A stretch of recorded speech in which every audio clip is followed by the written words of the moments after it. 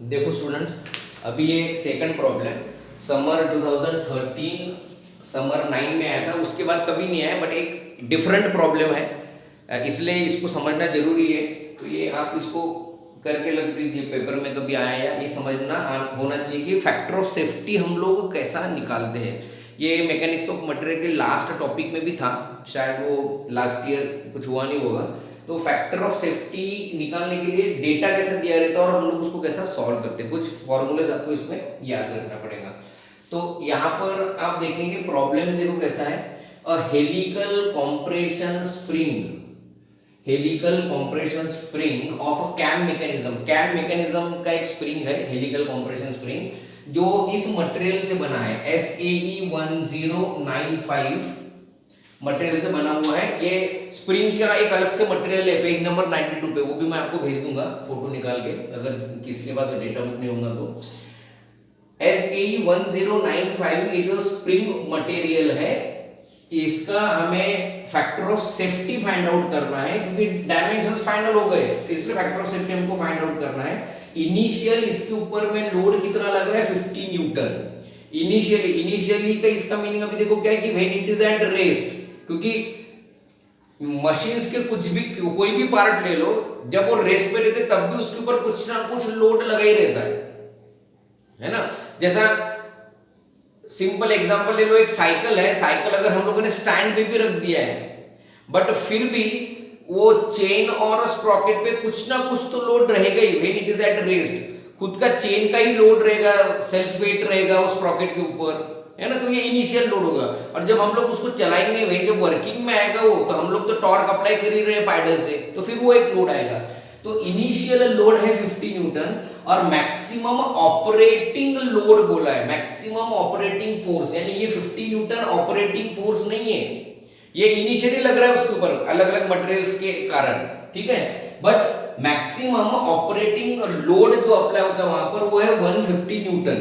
तो स्प्रिंग पे देखो अभी ये फ्लक्चुएटिंग लोड हो गया, प्रैक्टिकली ऐसा ही होता है, इनिशियली कुछ लोड रहेगा और ऑपरेटिंग या फंक्शन करते समय कुछ लोड लगेगा, है ना, फंक्शनिंग के समय।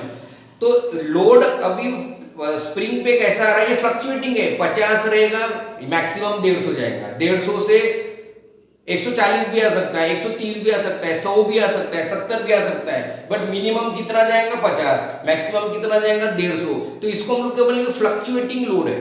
तो फ्लक्चुएटिंग लोड जब आता है तो हमें मीन लोड के अकॉर्डिंग भी वैल्यू फाइंड आउट करनी पड़ती है, और वेरिएबल के अकॉर्डिंग भी। तो मीन कैसा फाइंड आउट करना, वेरिएबल कैसा फाइंड आउट करना, वो हम लोग देखेंगे।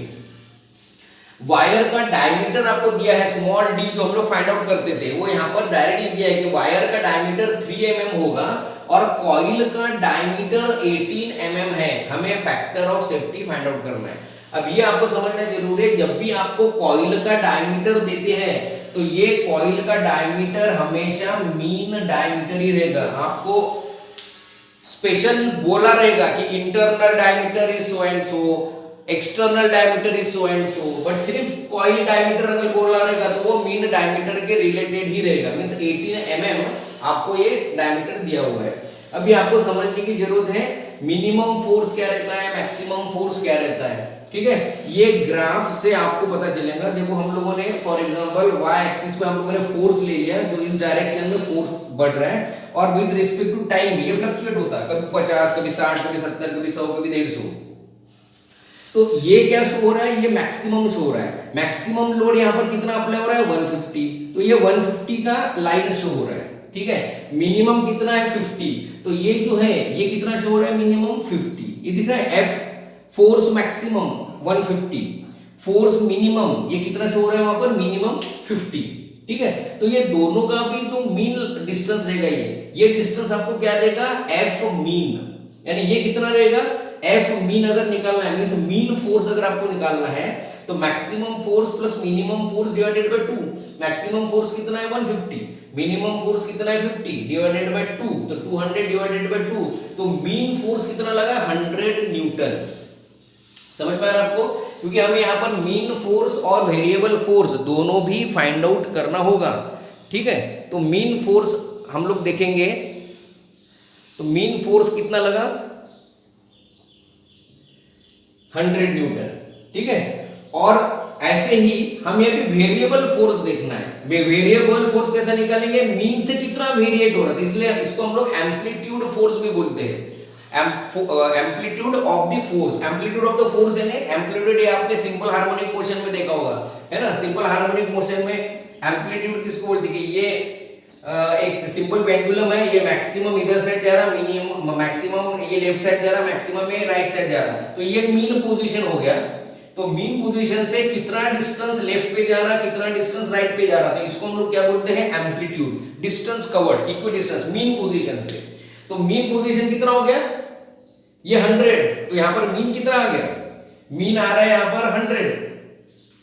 तो एम्पलीट्यूड ऑफ द फोर्स या वेरिएबल आपको निकालना है, तो वेरिएबल कैसे निकालेंगे, maximum force minus minimum force divided by 2 means 150 minus 50 divided by 2, 100 divided by 50 Newton है, मींस 50 न्यूटन ये वैरी हो रहा है, ऐसा हम लोग बोल सकते हैं। आइडियल कंडीशन ले ले कि मीन कितना है, कभी 50 कभी 150, तो मीन कितना एक्ट हो रहा है कि मीन 100 आ रहा है उसके ऊपर, तो 100 से कितना डेविएट हो रहा, 100 से मिनिमम कितना डेविएट हो रहा, 100 से मैक्सिमम कितना डेविएट हो रहा। तो आप अगर यहां पर देख सकते हैं कि ये 150 आ रहा है मैक्सिमम, ये 50 है मिनिमम जो गिवन है, तो इसका एवरेज या मीन निकला है, तो मीन कितना आ रहा है 100, ठीक है।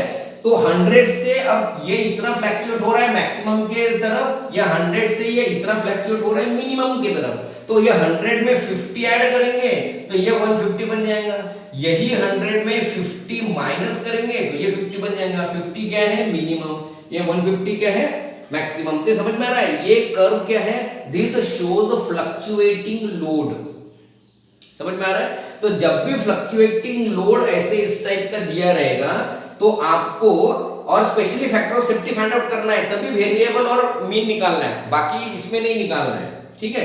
तो अब देखो इसी की जगह पे जो फोर्स दिया ना आपको 50 न्यूटन फोर्स, 150 न्यूटन फोर्स, इसके जगह पे आपको प्रेशर भी दे सकते हैं, तो फिर प्रेशर से आपको फोर्स निकालना पड़ेगा, force is equal to pressure into area, तब फोर्स निकालना पड़ेगा ऐसा। तो यहां पर आपको लोड दिया हुआ है, ये क्लियर हो गया कि मीन यहां पर 100 आ रहा है और वेरिएबल कितना आ रहा है 50। 100 में प्लस करेंगे तो 150, 100 में माइनस करेंगे तो 50। तो ये आपको इंपॉर्टेंट डेटा दिया हुआ है कि मैक्सिमम 150 था, हम लोगों ने मीन निकाला है 100, मिनिमम 50 था, हम लोगों ने वेरिएबल निकाला है जो आ रहा है 150, समझ में आ रहा है। इसके अलावा डायमीटर ऑफ द वायर दिया है स्मॉल d 3 mm, और कॉइल डायमीटर दिया यानी ये मीन डायमीटर हो गया 18।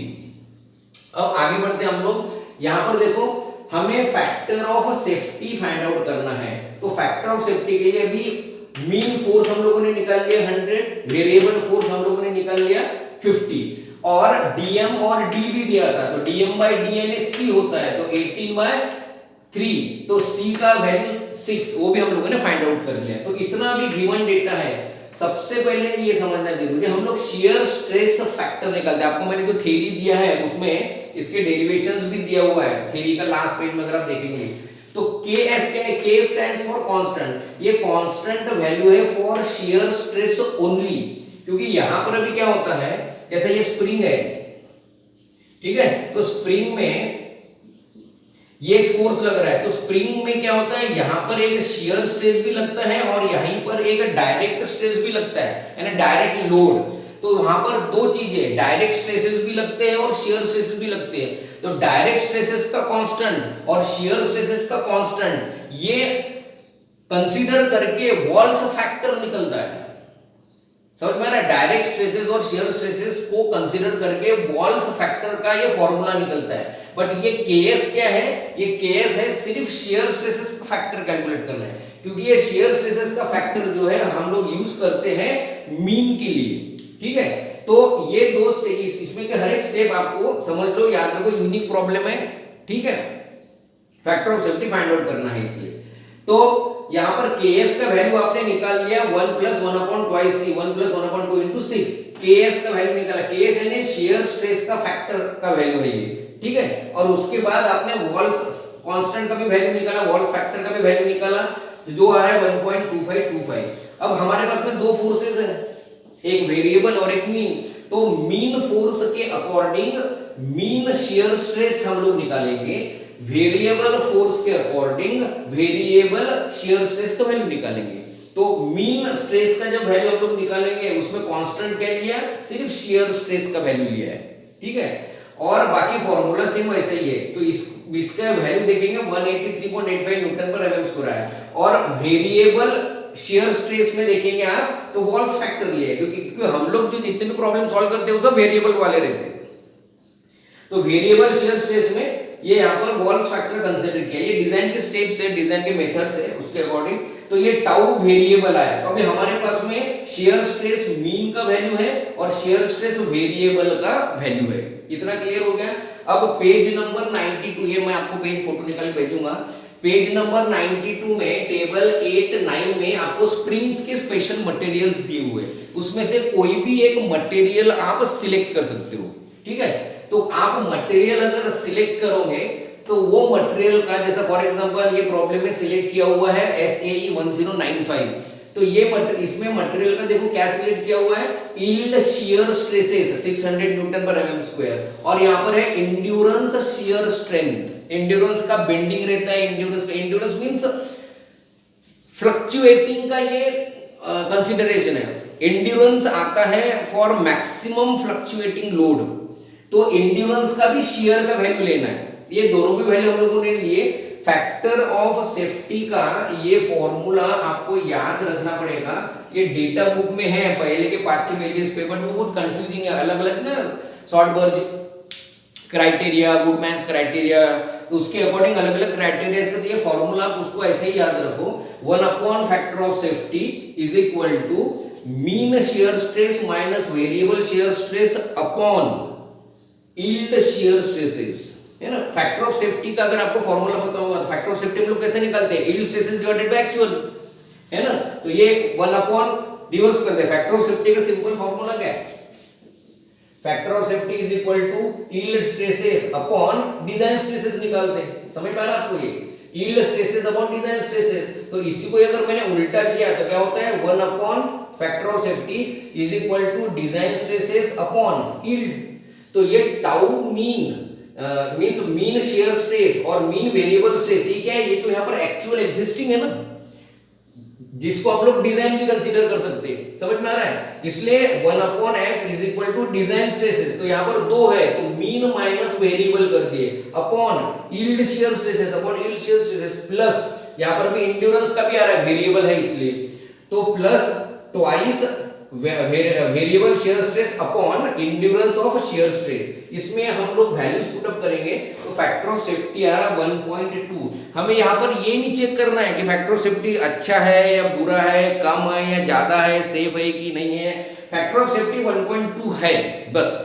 अगर यही प्रॉब्लम बोले कि सजेस्ट योर कमेंट या comment on factor of safety value, तो आप बोल सकते कि factor of safety is okay, more than 1 it's fine, ठीक है। तो ये सेफ है, डिजाइन सेफ रहेगा, क्योंकि factor of safety 1 means design stresses और आने वाले स्ट्रेसेस वो दोनों भी सेम हो गए, बट यहाँ पर क्या है, फैक्टर ऑफ सेफ्टी 1.2 है तो वो ये सेफ ही रहेगा। समझ में आ रहा है। तो इस टाइप के प्रॉब्लम में आपको ये ग्राफ समझना है, आपको मिनिमम वैल्यू दिया रहेगा, मैक्सिमम वैल्यू दिया रहेगा। फैक्टर ऑफ सेफ्टी के रिलेटेड मैं स्पेशल बात कर रहा हूँ। आपको मीन फोर्स निकालना है, वेरिएबल फोर्स निकालना है, शियर स्ट्रेस का फैक्टर का वैल्यू निकालना है, वॉल्स फैक्टर का वैल्यू निकालना है, आपको शियर स्ट्रेस मीन निकालना है, शियर स्ट्रेस वेरिएबल निकालना है, और मटेरियल सिलेक्ट करके ये फॉर्मूले में पुट अप करना है। ये सिंपल वही अपना फॉर्मूला, इसको थोड़ा सा मॉडिफाई किया हुआ है एंड्योरेंस के रिलेटेड। तो फैक्टर ऑफ सेफ्टी आपको, तो अगर फैक्टर ऑफ सेफ्टी का प्रॉब्लम आया इन केस, तो ये आप इसको सॉल्व करके, क्योंकि टोटली डिफरेंट प्रॉब्लम है, तो आपको ये सॉल्व करते आना चाहिए। ठीक है, धन्यवाद।